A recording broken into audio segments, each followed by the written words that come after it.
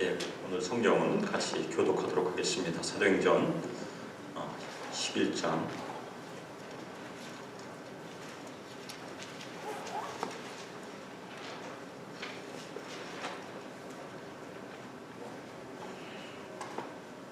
19절부터 26절 교독하고 13장 또 1절부터 3절 또 따라서 교독하도록 하겠습니다. 사도행전 11장 19절. 그때 스데반의 일로 일어난 환란으로 말미암아 일어난 자들이 베니게와 구로와 안디오까지 이르러 유대인에게만 말씀을 전하는데 그 중에 고로와 베니게 사사들이 안디옥에 이르러 헬라인에게로 나아가서 주 예수를 전파하니 주의 손이 그들과 함께 하심에 수많은 사람들이 믿고 주께 돌아오더라. 예루살렘 교회가 이 사람들의 소문을 듣고 바나바를 안디옥까지 보내니 그가 이르러 하나님의 은혜를 보고 기뻐하여 모든 사람에게 굳건한 마음으로 주와 함께 머물러 있으라 권하니 바나바는 착한 사람이요 성령과 믿음이 충만한 사람이라. 이에 큰 무리가 주께 더하여 지더라.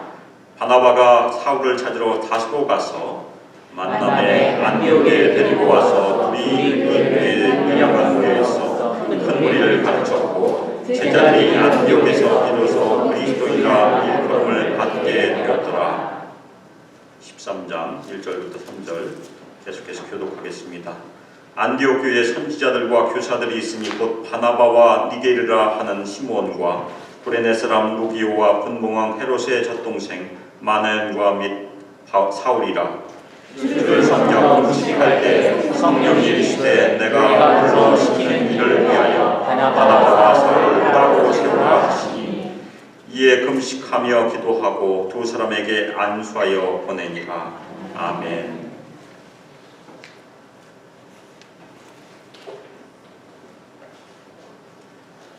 제가 2010년 인터내셔널 교회 개척자로 위스콘신에 부임했을 때 외국 사람들을 만나기 위해서 공원도 열심히 가고 학교도 열심히 찾아갔고 은행도 방문하였고 여러 곳들을 방문하였습니다. 그리고 전도 행사도 여러 번 하였습니다. 그 노력의 결과로 하나님의 인도하심 가운데 몇몇 인터내셔널을 만날 수 있었습니다. 저희가 히스패닉 가족도 만났고 흑인 친구도 있었고 소말리아 가족도 만났고 중국 사람들도 여러 가족을 만났습니다. 이 사람들 저희가 보통 교회 개척에서 평화의 사람이라고 부릅니다. 그 사람들로부터 계속해서 퍼져나갈 수 있는 사람이기 때문에 평화의 사람이라고 부르는데 제가 만난 사람들은 다른 사람들을 소개시켜줘야 되는데 소개를 시켜주지 않아서 거기서 멈춰 있었습니다. 쉽게 얘기하면 새끼를 쳐줘야 되는데 새끼를 쳐주지 않고 계속 그 사람들만 만나고 있었습니다. 그런데 어느 날 잘 아는 목사님이 뉴올리언스에서 코스타에 참석하기 위해서 시카고에 들렸습니다. 그래서 코스타를 마치고 저희 집이 마침 시카고에서 3시간 정도 거리에 있기 때문에 저희 집을 방문하였습니다. 그런데 그 목사님의 미니밴 타이어가 고장이 나서 다시 장거리를 여행해야 되기 때문에 돌아가시기 전에 차를 고치러 카센터로 갔습니다. 그 목사님이 카센터에서 차를 고치다가 중국 사람을 만났고 이런저런 얘기를 하다가 저에게 불이 나게 전화를 하셨습니다. 중국 사람이 만났으니까 빨리 오라고. 그래서 저도 열심히 운전을 해서 카센터에 가서 다른 거 한 거 하나도 없고 통성명하고 그 사람의 이메일을 받았습니다. 2주 후에 이메일을 보냈고 그 중국 사람으로부터 중국말을 배우기 시작했는데 그 중국 사람으로부터 다른 친구로 이어지면서 저희가 위스콘신에서 3년 동안 성경 공부했던 중국 그룹이 시작이 된 것입니다.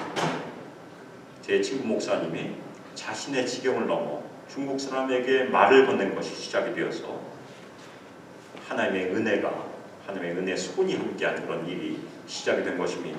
저희가 한참 중국 그룹이 부흥했을 때는 40명 정도까지 부흥했는데 그것이 중국 교회가 80명이고 그 다음에 중국 교회에서 갈라져간 성경 공부가 50명이고 저희가 40명 정도 됐었습니다.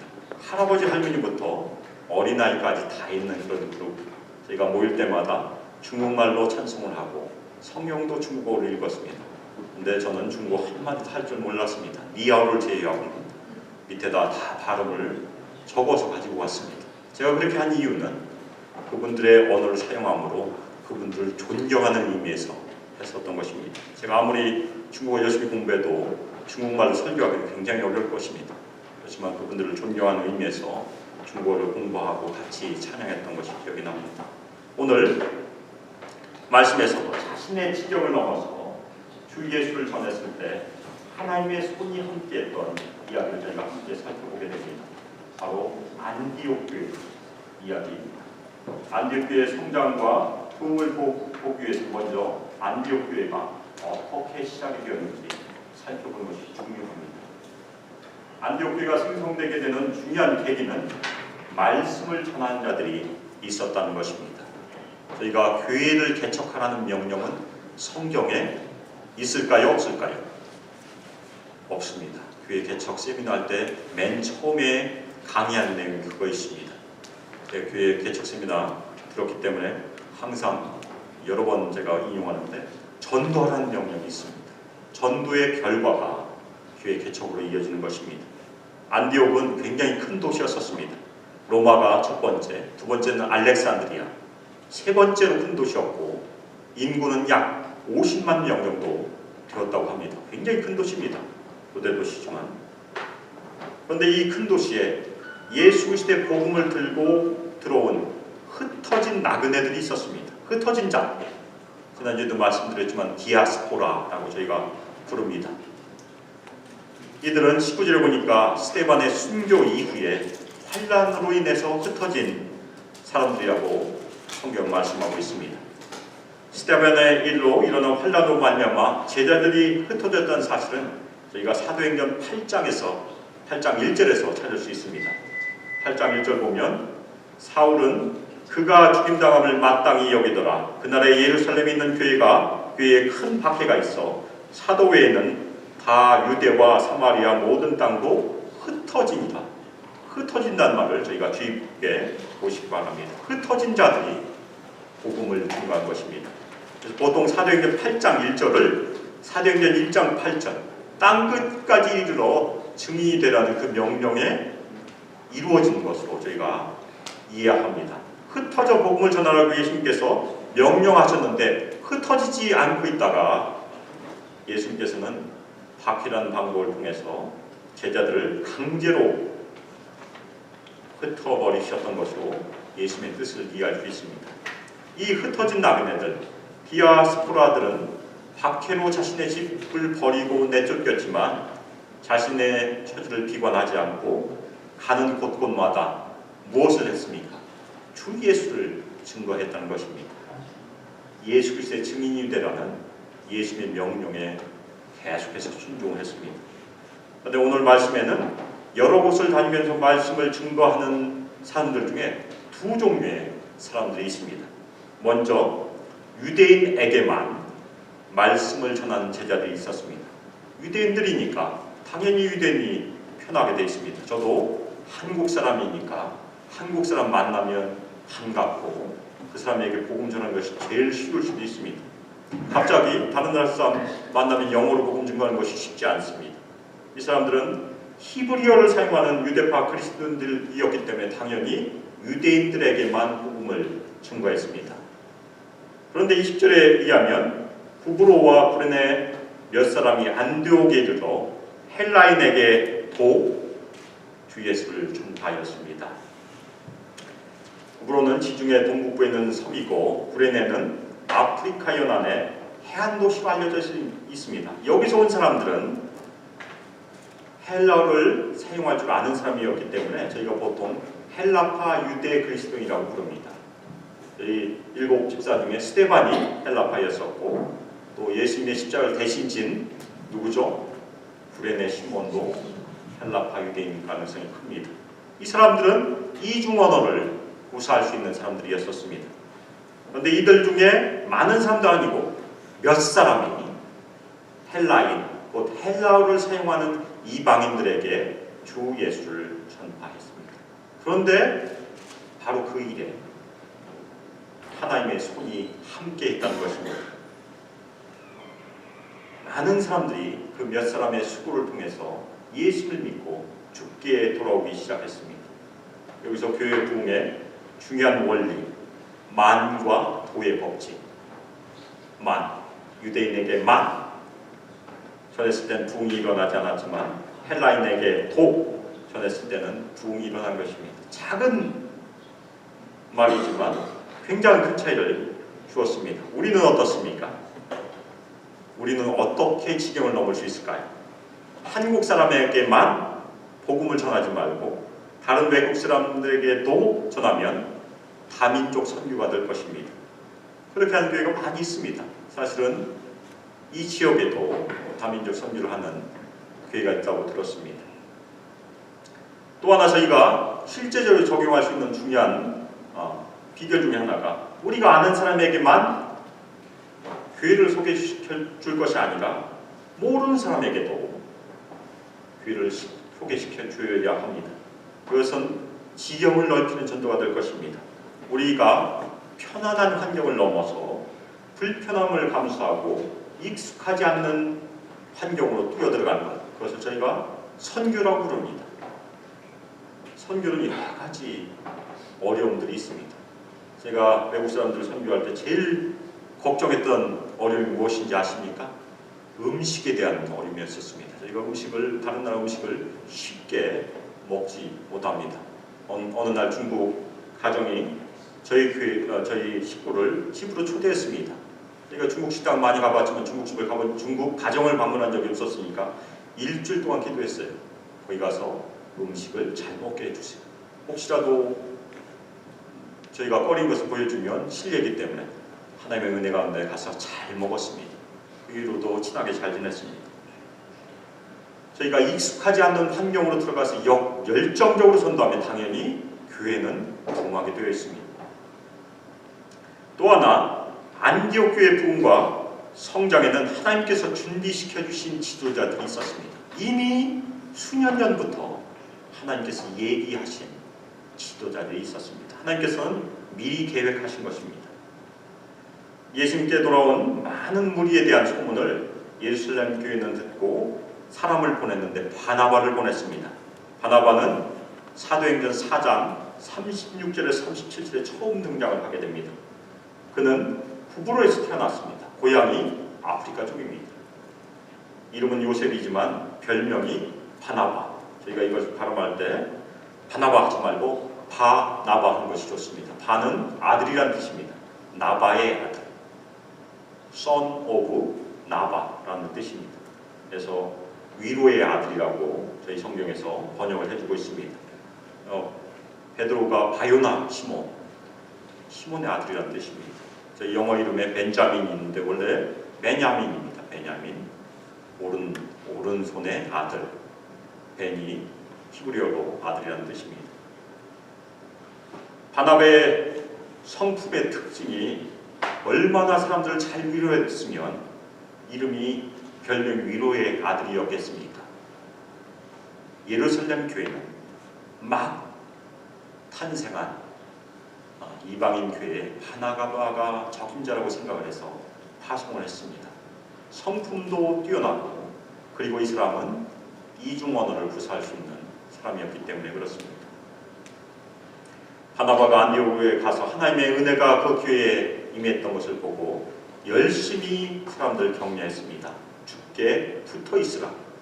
그래서 모든 사람들이 헌신해서 붙어 있었고, 바나바는 또한 착한 사람이고 성령과 믿음이 충만한 사람이라고 성경이 얘기하고 있습니다. 그래서 바나바가 오자 계속해서 사람들이 교회로 들어오기 시작했습니다. 큰 무리가 예수님께 더해지는 부흥이 계속해서 일어난 것입니다. 한 사람의 사역자의 그 헌신이 교회 부흥을 가져오기 시작한 것입니다. 바나바는 믿는 자들이 계속해서 많아지자 자신의 힘으로는 감당치 못함을 알게 되었습니다. 그래서 다소로 갔습니다. 다소는 거리가 좀 떨어져 있지만 그곳을 가서 누구를 데려왔습니까? 청년 사울을 데려왔습니다. 이 사울은 나중에 바울이 됩니다. 이 청년 사울을 선교의 현장으로 데려온 사람이 바로 바나바입니다. 위로의 아들이 사실은 역사적으로 기독교 역사 가운데 가장 중요한 인물 중에 하나인 바울을 선교의 역사로 동참시키는 그런 일입니다. 사울은 처음에는 교회를 핍박했던 사람이었었습니다. 사도행전 9장에 보면 담에게서 길을 가다가 강한 빛 가운데 부활하신 예수님을 보고서 예수님의 제자가 되었습니다. 그렇지만 예루살렘에 갔을 때 제자들이 사울을 만나기를 꺼려했습니다.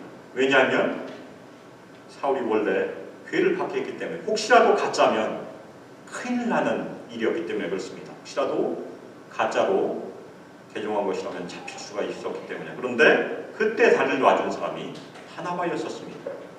9장 27절에 보면 바나바가 사울을 데리고 사도들에게 가서 사울이 어떻게 예수를 만났는지 그리고 예수를 어떻게 증거하고 있는지를 소개해 주었습니다.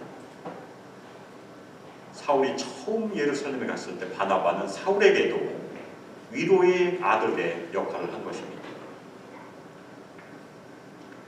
나중에 바울로 불리우는 이 사울은 아라비아의 광야에 머물다가 결국엔 고향 다소로 가서 하나님의 때를 기다리고 있었습니다.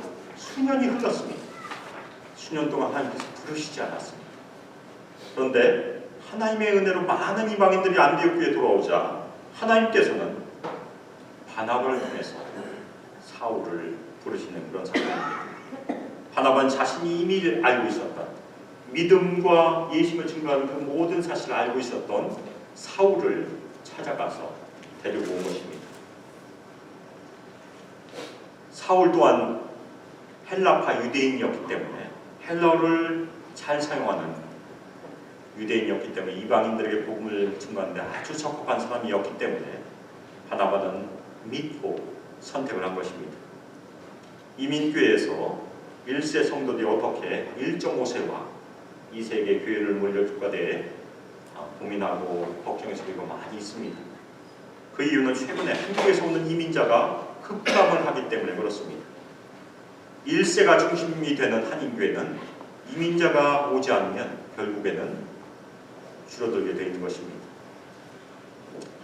저희가 1.5세와 2세의 교회를 물려주기 위해서는 저희에게도 사울과 같은 청년이 많이 일어나야 되는 것입니다. 이행 청년들과 한국어권 청년들이 저희 교회에서 많이 일어나야 저희는 1.5세와 2세의 교회를 물려줄 수 있습니다.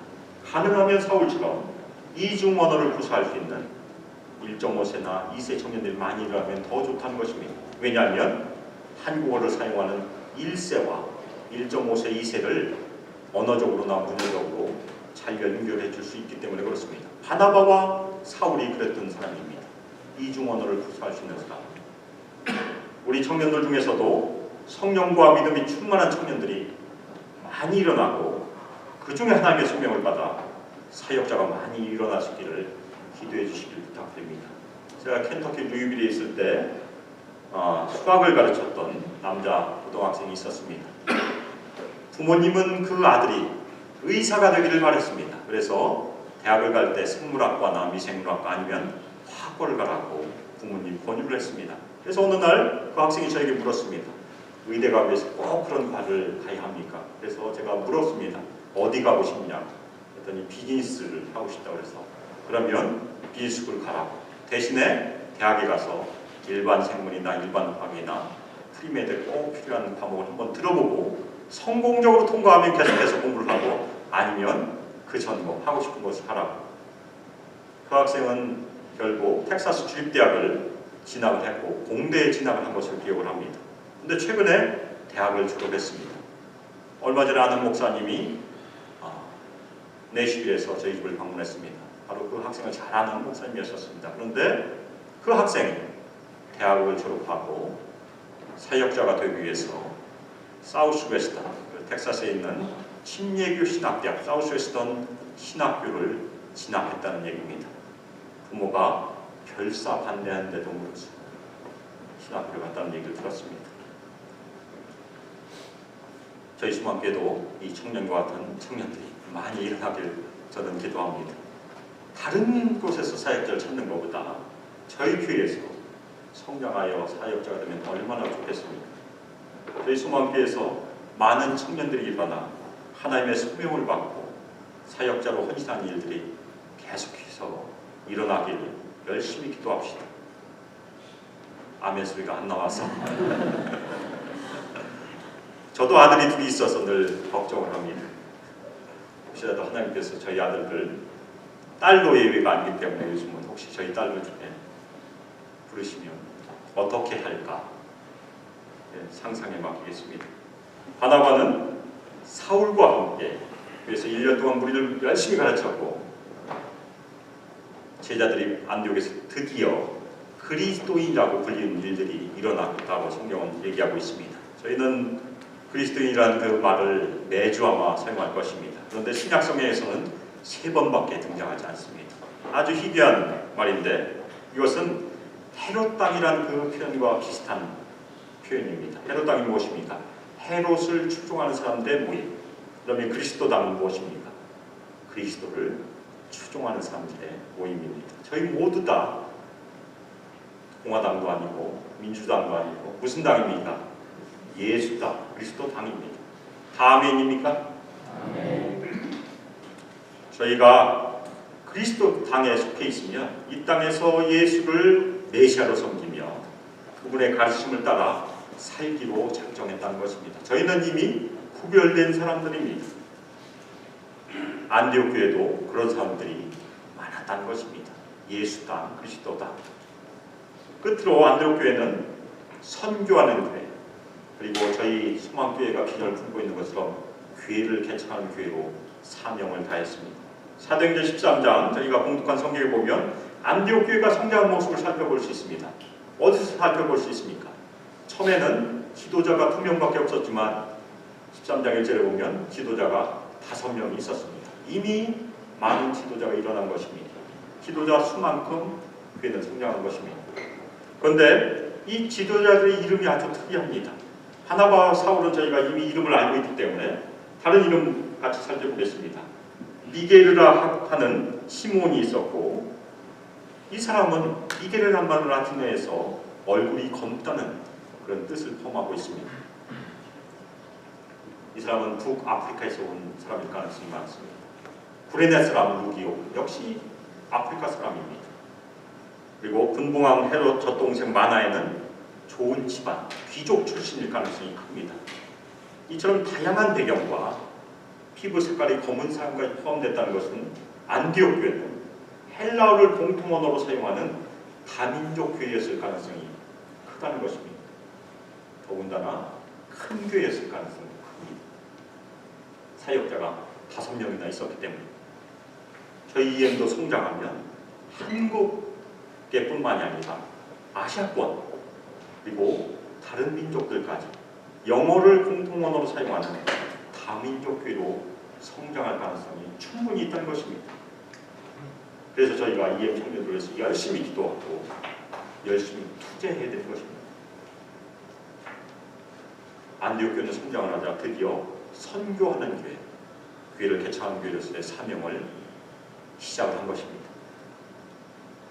13장 2절에 보면 안디옥 교회는 하나님의 음성에 귀를 기울였습니다.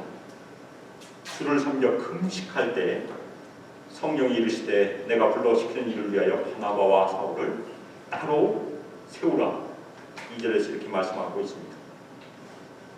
주를 섬겼다는 것은 종교적인 헌신, 예배를 뜻합니다. 하나님께 정기적으로 예배를 드리고 그리고 안디옥 교회는 하나님의 음성을 듣기 위해서 정기적으로 금식을 했습니다. 그때 성령께서 말씀하셨습니다. 내가 불러시키는 일을 위하여 바나바와 사울을 따로 세우라. 안디옥 교회가 이 음성을 들었을 때 어떻겠습니까? 이 음성은 충격적인 음성이었습니다. 교회가 성장하는 데 가장 큰 기여를 했던 그 교회의 영적 아버지와 같은 바나바 그리고 성경 지식이 뛰어난 청년 사울 두 사람을 내보내라는 그런 음성이었습니다. 바나바와 사울을 따로 세워서 보낸다는 것은 안디옥 교회에 큰 용기가 필요했던 그런 혈단이었습니다. 그러나 안디옥 교회는 성령의 음성에 순종하여 금식하며 기도하고 두 사람에게 안수하여 선교사로 파송을 했습니다. 이 파송을 통해서 인류의 역사가 달라졌다는 것입니다. 사울, 바울이 선교사 나가서 복음을 증거하기 시작했고 교회가 개척이 됐고 기독교는 유럽 쪽으로 가서 결국에는 어디까지 왔습니까? 한국에까지 왔습니다. 인류의 역사가 바뀌게 된 중요한 시작이 안디옥 교회에서 시작이 된 것입니다. 지난주에 예를 들었던 캘리포니아 셀 교회에서도 비슷한 일이 있었습니다. 그 교회 담임 목사님의 성함은 폴킴이었습니다. 폴킴 목사님 오늘 성경 본문을 근거로 자신이 교회의 개척자가 되셔서 자신이 담임하던 그 목회지를 자신의 처남에게 물려주고 보스턴으로 와서 교회를 개척했습니다. 계속해서 보스턴에서 열심히 사역을 하시다가 2011년 은퇴를 하시고 지금은 선교 사역에 집중하신다고 합니다. 안디옥 교회는 지금도 선교하는 교회, 교회를 개척하는 교회의 사도행적인 모델이 되고 있습니다. 저희 소망교회도 교회를 개척하는 교회가 되고자 하는 비전을 가지고 있기 때문에 항상 저희가 이 안디옥 교회를 모델로 삼아야 됩니다. 제가 말씀드렸던 캘리포니아 셀 교회는 그동안 전 세계 32개의 교회를 개척했다고 합니다. 그리고 120명의 선교사를 파송했다고 합니다. 제가 대전에 있을 때 카자흐스탄으로 교회 개척을 위해서 떠나시는 한 목회자를 사역자를 만난 적이 있었습니다. 그분의 직업은 목수였었습니다. 신학교를 다니는 분이 아니라 목수였었는데 하나님께서 부르셔서 카자흐스탄으로 가셨습니다. 그 교회 자랑 중에 하나가 무엇인지 아십니까? 사역자를 다른 곳에서 데려오지 않고 교회 안에서 자체적으로 길러내는 것이었습니다. 계속해서 하나님의 부르심을 받는 사람들을 교회에서 선출을 해서 근처에 있는 골든게이트 신학교를 보냈습니다. 그 교회 사역자 중에 그 교회에서 길러내지 않은 한 사역자를 만난 적이 있었습니다. 그 사람의 이름은 폴리였습니다. 폴킴 목사님이 폴리. 아마 퍼스트네임이 똑같아서 뽑았나 생각을 하고 있습니다. 그 사람을 제외하고는 계속해서 교회에서 사역자를 길러냈다는 것입니다. 저희 수망교회도 지금부터 열심히 기도해야 될 중요한 제목이 아닐까 생각해 보고 있습니다. 우리 장년들 중에서, 저희 청년들 중에서, 그리고 우리 아이들 중에서 하나님께서 사역자를 따로 세워 불러주시는 일이 계속해서 일어나기를 기도해야 될 때가 아닌가 생각하고 있습니다. 저희는 오늘 소망교회 비전 중에 하나인 사도행적인 교회, 교회를 개척하는 교회의 모델로 안디옥 교회를 저희가 살펴보았습니다. 안디옥 교회는 선교하는 교회, 교회를 개척한 교회로서 사명을 다했습니다. 안디옥 교회의 시작과 성장의 중추적인 요인이 무엇이었습니까? 제가 만과 도라고 말씀드렸습니다. 작은 단어이지만 인류 역사를 바꾸는 중요한 일을 했다는 것입니다. 유대인에게만 전할 때는 하나님의 손이 함께하지 않았지만 헬라인에게도 복음을 전하자 하나님의 손이 함께했던 엄청난 사건이었습니다. 물론 저희도 이민교회이기 때문에 한국 사람에게만 복음을 전하는 것이 아니라 다른 민족에게도 복음을 전할 수 있습니다. 저희 옆집이 한국 사람이 있는 경우도 있지만 외국 사람이 있는 경우가 더 많을 수도 있습니다. 저희 수망교회도 역량이 계속해서 갖추어져서 다민족 교회로서 성장할 수 있으면 하는 바람입니다. 다른 민족이 아니더라도, 다민족이 아니더라도 저희가 현재 적용할 수 있는 많은 적용점이 여기 있습니다. 우리가 익숙한 환경을 넘는 것, 우리의 지경을 넘는 것이 만 대신 도를 실천할 수 있는 중요한 길입니다. 어느 목사님은 청년들에게 비전이 있어서 그 교회는 청년들만 있었습니다. 그런데 어느 날 어르신들이 몇 분 그 교회를 찾아왔습니다. 주변에 있는 한인교회가 문제가 생겨서 어르신들이 교회를 나왔습니다. 그래서 갈 교회가 없으니까 그 청년교회에 가서 그 목사님께 부탁을 했습니다. 저희가 이곳에 와서 예배만 드리게 해주세요. 목사님은 본인의 비전이 청년이었으니까 고민을 하고 기도를 했습니다. 고민 끝에 그 어르신들을 받아들였습니다. 어르신들은 청년교회를 출석하여 영적으로 회복되자 자신들만을 생각하지 않고 청년교회에서 섬길 일들을 찾기 시작했습니다. 그래서 청년들을 섬기기로 결심을 하셨습니다. 청년들이 모일 때마다 열심히 식사 봉사하시고 차량 봉사하시고 그 일들을 하셨다는 것입니다. 그러자 청년들은 계속해서 그 교회로 몰려들기 시작해서 청년들도 성장하고 이 어르신들도 성장한다는 얘기입니다. 목사님이 청년만을 고집하지 않는 결단을 내리셨고 어르신들은 자기들만을 고집하는 그런 것을 버렸을 때 하나님의 손이 임했다는 것입니다. 저희가 윈윈이라고 그래서 보통 부릅니다. 만일 목사님이 그 어르신들을 거절했으면 아무 일도 일어나지 않았을 것입니다. 그리고 어르신들이 자기들만을 생각했다면 청년들에게 영향도 미치지 않았을 것입니다. 저희 수만교회도 EM과 주일학교가 있습니다. 물론 전문 사역자를 모신 것이 중요합니다. 그렇지만 저희 장년들께서 조금 더 관심을 가지고 우리 아이들, 우리 청년들을 여러 가지로 섬기게 되면 저희 주일학교가 당연히 성장을 하게 될 것입니다. 다른 교회에 없지만 소망교회에 꼭 있는 것, 저희가 그것을 위해서 열심히 애를 써야 되는 것입니다. LA 어느 한인교회는 아예 장년과 청년을 1대1로 자매교회를 한다는 얘기를 들었습니다. 그래서 장년들이 청년들을 계속해서 밥도 사주고 얘기도 나누고 하는 그런 사역을 한다고 합니다. 대부분 청년들은 고등학교 졸업하면 교회를 떠나도 다시 돌아오지 않습니다. 그런데 그 교회에서는 청년들 교회를 잘 떠나지 않는다고 합니다. 오히려 떠났던 청년들이 돌아온다는 얘기를 들었습니다. 우리의 편안함이란 그 테두리를 벗어난 것이 만을 버리는 일입니다.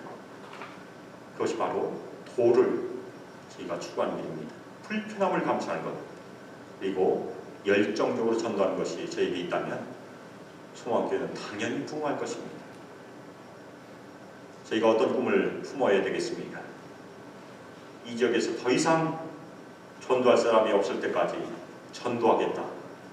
그런 꿈을 품는다면 얼마나 좋겠습니까? 그 정도 되면 저희 수망교회에서 제가 말려도 저희 교회에서 많은 선교사들이 일어날 것입니다. 저 다른 지역에 좀 보내주세요. 그곳에 가서 교회 개척하겠습니다. 그것이 저희의 꿈이 되어야 하지 않겠습니까? 저희 수망교회가 계속해서 기대해야 할 것은 하나님께서 부르시는 사람들이 저희 중에서 계속 일어날 것입니다. 특별히 청년들 중에서 하나님의 소명을 받은 사역자가 일어나시도록 기도해 주시길 부탁드립니다. 저희가 부흥을 원한다면, 저희 교회 성장을 원한다면 저희의 편안함, 포기하는 노력이 절대적으로 필요한 것입니다. 그리고 우리의 태도를 넘어서 불편한 환경으로 뛰어들어가 열정적으로 전도하는 것이 반드시 필요합니다. 또 하나 우리에게 필요한 것은 이미 하나님께서 저에게 선물로 맡겨주신 우리의 청년들과 귀락교에 더욱더 관심을 기울이고 다음 세대가 저희 수망교의 주인공이 될 수 있도록, 오히려 지금 주인공이라고 저희가 우리 EM 청년들과 저희 주일학교 아이들을 대접하는 것이 더 중요할 것입니다. 저희는 가고 있는 세대입니다. 얼마 안 있으면 제가 열심히 사역을 해도 10여 년 남았습니다. 그것이 저희가 가고 있는 세대라는 뜻입니다. 오고 있는 세대, 우리 청년들과 우리 자녀들, 어린 자녀들 주인공으로 저희가 섬기고 계속해서 우리 자녀들이 성장하도록 저희가 투자한다면 저희 수모학교는 크지 말래도 성장하지 말래도 당연히 성장할 것입니다. 하나님께서 저희 수모학교의 모든 성도들의 은혜를 베푸셔서 저희 모두가 편안한 지경을 넘어서 선교하고 전도한 삶이 저희 모든 성도들에게 충만하기를 예수 그리스도의 이름으로 축복하며 기도합니다. 이 시간 특별히 안디옥 교회가 성장했다. 이름을 알지 못한 성도들이 헬라인에게도 복음을 증거했을 때 하나님의 손이 함께했다는 그것을 붙잡고 저희가 합심해서 기도하시길 부탁드립니다. 우리 소망교회가 이 지역에서 우리의 편안한 지경을 넘어서 불편한 환경으로 들어가 다른 사람들에게도 복음을 증거하는 전도할 사람들이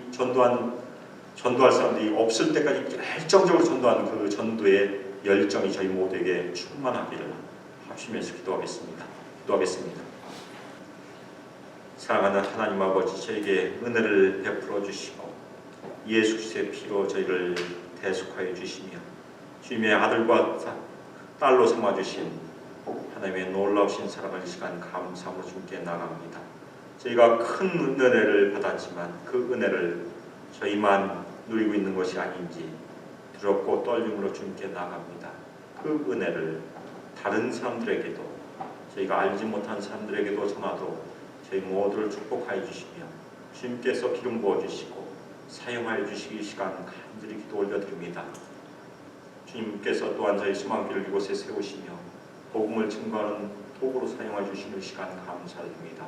저희 수만교회가 이 지역에서 다른 사람들에게도 저희의 익숙한 환경을 떠나서 불편한 환경으로 뛰어들어가 복음을 증거하는 주님의 교회로 주께서 놀랍게 사용하여 주시길 시간 간절히 기도 올려드립니다.